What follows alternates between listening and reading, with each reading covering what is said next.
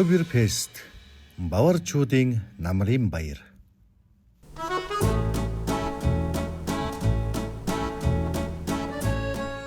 Хүн төрлөختний суурин соёл иргэншлийн буурал түүхийг тээсэн өнөөгийн Европ төвдөх эдийн засгийн хүчирхэг бүс холбооны бүгд найрамдах Герман улсад уламжлал болон 200 гаруй жил тэмдэглэж байгаа Октоберфест наадмыг бидний хэсэг монголчууд зорилоо. Энэхүү баярт оролцож эх орноо сурталчлахаар зорилго нэгдснээр тосож угтах Монгол ахын дүүс албаны төлөөлөл арга хэмжээг зохион байгуулагчдгээд бид тал талаасаа цуглаж Герман улсын баруун өмнөд хэсэг Бавар муж улсын Мюнхен хотноо уулзахаар товлсон юм. Октоберфест бол Германы их Бавар үндэстний намрын баяр цэнгүүн. Энэ үеэр олон сая тонн шин ургацын шар айраг торхноос задарч айраг цагаагаа дэлгэн суудаг бидний л нэгэн адил буурал европчууд шим дундаагаан сүгнэж халуун дулаан сэтгэлээ уудлан ширээ тойрон суудаг гүм бат уламжлал тогтжээ.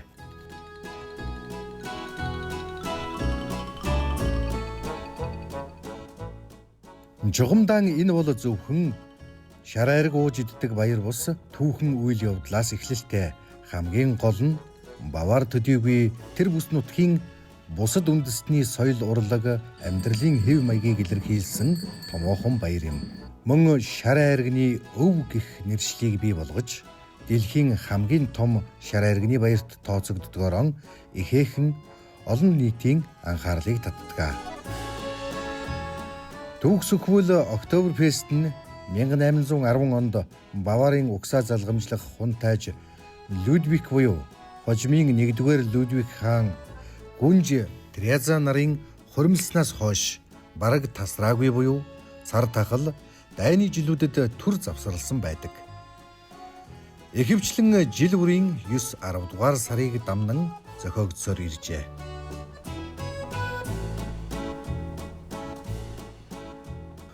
Холбооны бүгд найрамдах Герман улсын Фрайбург хот дахь Монголын соёл аялал жуулчлал мэдээлэл худалдааны төв буюу Монгол төвийн урилгаар яваа бидний хувьд аян зам Франкфурт хотоос эхэлсэн юм. Энэ бол хотын чанх дундуур урсах Рейн мөрний аялагч хөлгийн дэвш.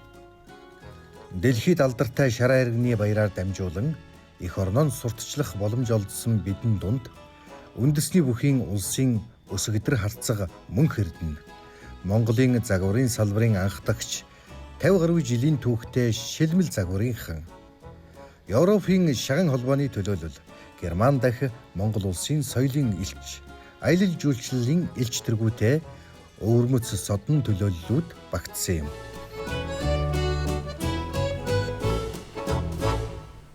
Сайн бацхан уу. Холбооны бүгд найрамдах Герман улс дахь Монгол улсын аялал жуулчлалын элч Бадан манд байна. Тэгээд Монгол орны аялал жуулчлалаар сурчлагаас гадна Холбооны бүгд найрамдах Герман улсын Фрайбург хот дахь Монголын соёл аялал жуулчлал мэдээлэл худалдааны төвийн тэргүүнээр ажилладаг. За тэгээд манай Монгол төв бол Монгол орноо Фрайбург хоттой төдийгүй Германд Европт бүхий л талаар сурчлагыг одоо хичээдэг ийм төв байгаамаа. Тэгээд Монголын соёлыг аялал жуулчлалыг худалдаагаар дамжуулан Монгол орноос сурчлахад бол бид бүхэн хувь нэмрээ оруулж явд юм аа. За 9 сарын одоо хамгийн том нэг зүйл нь бол Холбооны бүгд найрамдах Герман улсын Мюнхен хотноо болдог дэлхийд алдартай шар айрагны баярт Монгол үндэсний хувцаараа жагсаалтанд оролцож байна. Энд бол шар айрагны баяр бол 1 сарын хугацаатай үргэлжилдэг. Бид нар бол нээлтийн үйл ажиллагаанд нь оролцож Мюнхний төв гудамжаар 6 сая хүнд бол Монгол үндэсний хувцаа сурчилж явах юм аа. Монголын соёлын төв бол одоо жагсаалд оролцох хүмүүсээ жагсаалын дэг жаяг нь бол хариуцран оролцож байгаа.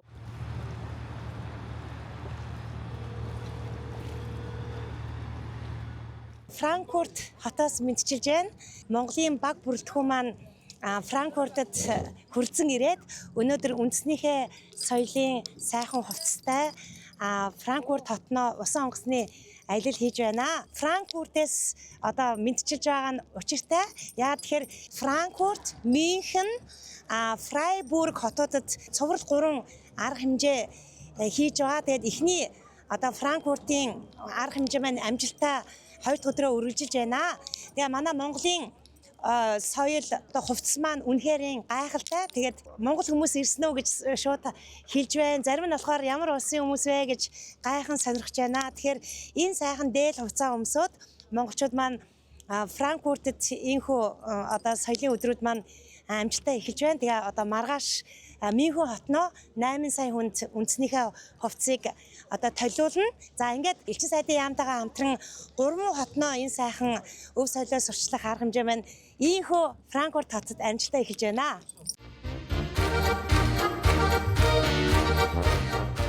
Намрын шаргал нар дүүрэн гисэн 9-р сарын 21-ний нэм гарагт Октоберфест яслалын нийт 9000 гаруй жагсагчид Мюнхен хотын төв түүхэн гудамжийн дүр төрх эдлэл чимэглэл агссан морин сүйх дэргүүд нэрэл дундад зууны Европуудыг санагдуулгаж энэ дунд Аз ТВ-с анх удаа оролцож их орноо сурталчлах хүндтэй үүрэг хүлээсэн монголчуудын хувьд 30 хүний бүрэлдэхүүнтэй оролцохоор бэлэн болжээ. Баг бүрэлдэхүүнийг ахалсан Монгол улсаас холбооны бүгд найрамдах Герман улсад суугаа онц бөгөөд бүрэн ирэхэд элчин сайд Бервагийн мандах бэлэг энэ үеэр хүндэт зочноор өргөдөж Бавар хэв маягийн морин сүйх дэрэгт сууж үзэгч олонтой мэдчилгээр үйл ажиллагааны хөтөлбөрт тусгагджээ.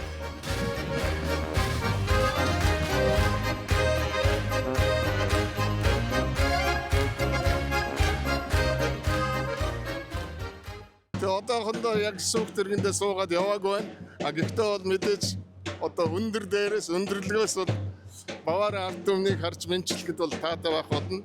Бидгээ ерөн хэлсэн Монгол улс бол энхийг эрхэмсэн гадаад бодлого явуулж байгаа. Тэгээд эдний баярын ч гэсэн ерөн уран бол энхийг эрхэмсэн тайван Октоберфестийн төлөө гэж уриалдаг.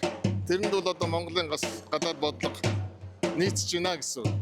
За тэгээд энэ удаагийн шар харигны наадамд бол түрүүн хэлсэнчлэн Монгол Германы нийгэмлэг Фрайбургийн соёлын төв элчин сайдын яам өргөнөөр оролцож байна. Тэгээ Монголоос бас төлөөлөгчд ирсэн.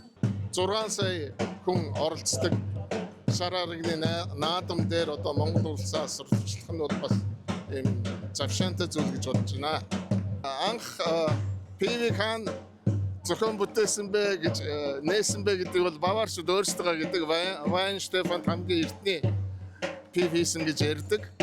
Тэгэхээр бол энэ угаасаа мянган жилийн уламжлалтай газар энэ шар харгаа бол хөндлөдөг, эрхэмлдэг ард түмний ундаан. Тийм учраас бол ард түмний ундааныхаа баярыг ингэж өргөн дэлгэр тэмдэглэдэг юм байна. За ингээд ерөн хүйтэн дан дуусны дараа бол 35 дахь жилдээ бол манай монголчууд хувь хүний хувьд бол оролцож ирсэн баг.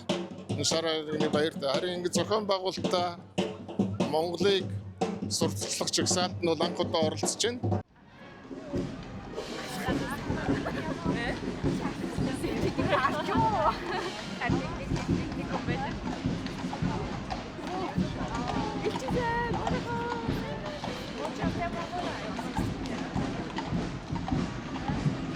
За Монгол улсын соёлын элчийн хувьд одоо маш их бахархалтай сайхан өдөр болж байгаад одоо маш их баяртай байна. Тэгээд за 8-9 сая хүн цуглана гэсэн мэдээ байгаа.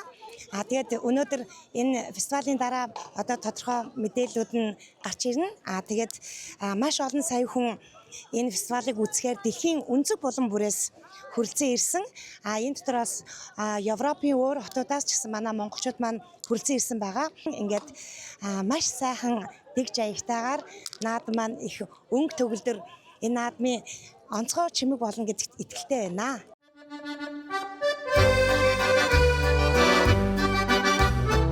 Энэхүү холбооны бүгд найрамдах Герман улсын Бавар мужи улсын нийслэл Мюнхен хотноо Октоберфест наадмын ёслолын жигсаалд суурин соёл иргэншлийн буурал түүхтэй ард түмний дунд алс хол Монгол улсын төлөөлөл үндэсний хувцас соёлоор онгойж жагсаалд оролцоход бэлэн болжээ. Жагсагчид Мюнхен хотын төв түүхэн гудамж талбайгаар 7 км-ийн турш алхан баварчуудын шар айрганы төв асар Терезиан визэд хүрэлцэн ирлээ. Шар айраг бол зөвхөн Октоберфесттэй холбоотой зүйл биш. Бавар үндэстний идэ ундаа амьдралын хэв маягийг илтгэх улмаар соёлын нэг хэвшил болоод байгаа зүйл юм. Сүүлийн үед Октоберфест нь илүү орчин үежиж, Европ дахь улс үндэстнүүдийн тус тусын онцлог, уламжлал, хувцас хэв маягаар төлөвлөх талбар болсон. Энэ удаагийн бас нэгэн онцлог бол Аз твээс анх удаа Монгол улсын төлөөлөгчид оролцож байгаа нь бидний хувьд ихээхэн сонин содон зүйл болж байна. Бавар мужи улс бол Германда үнэхээр том хүчтэй мужи улс.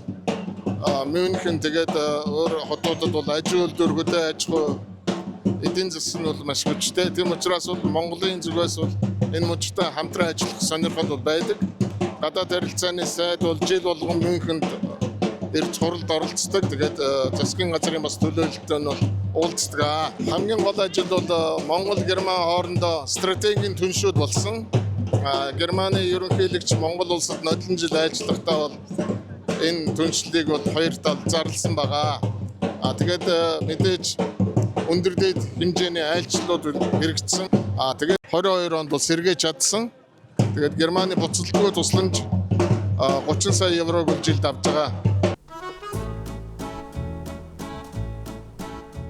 Баярын парадыг гудамж дагуу 200 мянга гаруй хүн үзэн баяссан бол Германы 80 гаруй сая хүнд хүрдэг Баварын олон нийтийн мэдээллийн хэрэгслээр Монгол улс анх удаа оролцож буйг онцлон дүрдэж Монгол үндэсний дээл, малгай гутал, чимэглэлийн талаар тайлбарлан Монгол ахуй соёл, үндэсний хувцас хэрэглэлийн онцлог ялгарл, тод өнгийг гайхширч оролцож буйд талархал илэрхийлжээ.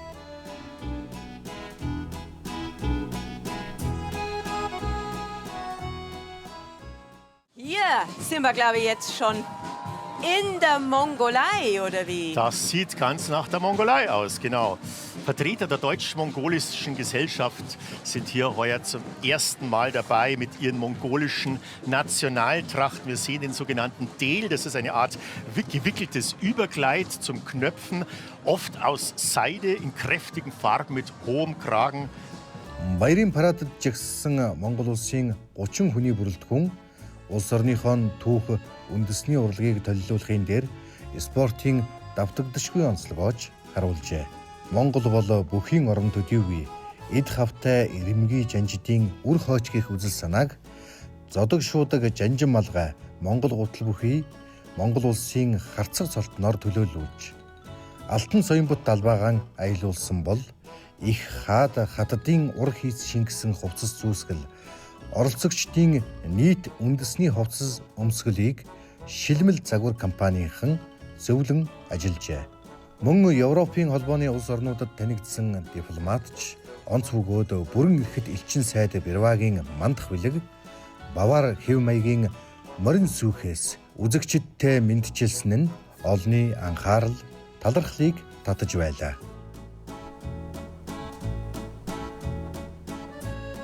Ийхүү дэлхийн олон улс орон өөр өөрийн онцлог хэв маягийг шингэн дотооддоо ижил төстэй хэлбэрээр зохиох болсон Октоберфест баярт монголчууд оролцсон нь соёл аялал жуулчлалын хувьд түүхэн ач холбогдолтой үйл хэрэг байлаа. Энэ нь Герман улсын 80 гаруй сая хүн ам цаашлаад Европын холбооны 700 гаруй сая хүнд танигдсан Октоберфестээр дамжуулж манай улсын хувьд Европын зах зээлд бараа бүтээгдэхүүнээ гаргах, экспортоо нэмэгдүүлэх зэрэг олон давуу талыг бий болгож байгаа юм.